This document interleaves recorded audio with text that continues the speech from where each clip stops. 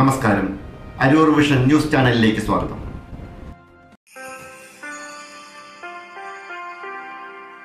Republic ദിനത്തോടനുബന്ധിച്ച് ദേശീയ നേതാക്കളുടെ ഛായാചിത്രങ്ങൾ സ്ഥാപിച്ച് അരൂരിലെ ഇന്ത്യൻ നാഷണൽ കോൺഗ്രസ് ബൂത്ത് കമ്മിറ്റികൾ. ഇന്ത്യൻ നാഷണൽ കോൺഗ്രസിൻ്റെ 4ഉം 6ഉം ബൂത്ത് കമ്മിറ്റികളുടെ നേതൃത്വത്തിൽ മഹാത്മാഗാന്ധിയുടെയും ദേശീയ നേതാക്കളുടെയും ഛായാചിത്രങ്ങൾ സ്ഥാപിച്ചു. അരൂർ നോർത്ത് മണ്ഡലം കോൺഗ്രസ് കമ്മിറ്റി പ്രസിഡന്റ് മോഹനൻ തട്ടാവീട് പതാക ഉയർത്തി. തുടർന്ന് ഛായാചിത്രങ്ങൾ അനാച്ഛാദനം ചെയ്തുകൊണ്ട് റിപ്പബ്ലിക് സന്ദേശം നൽകി.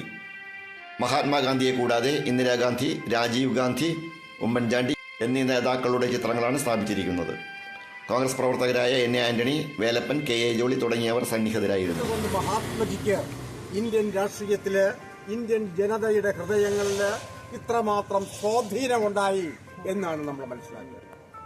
ഇന്ത്യയെ സ്വതന്ത്രമാക്കിയതിൽ നമുക്കിപ്പോൾ സ്വതന്ത്രമായിട്ട് ശ്വാസോച്ഛ്വാസം പോലും കഴിക്കുവാനായിട്ട് നമുക്ക് അവസരമുണ്ടാക്കി തന്നത് മഹാത്മാഗാന്ധിയുടെ നേതൃത്വത്തിലുള്ള ഒരു സമര സമിതിയായിരുന്നു.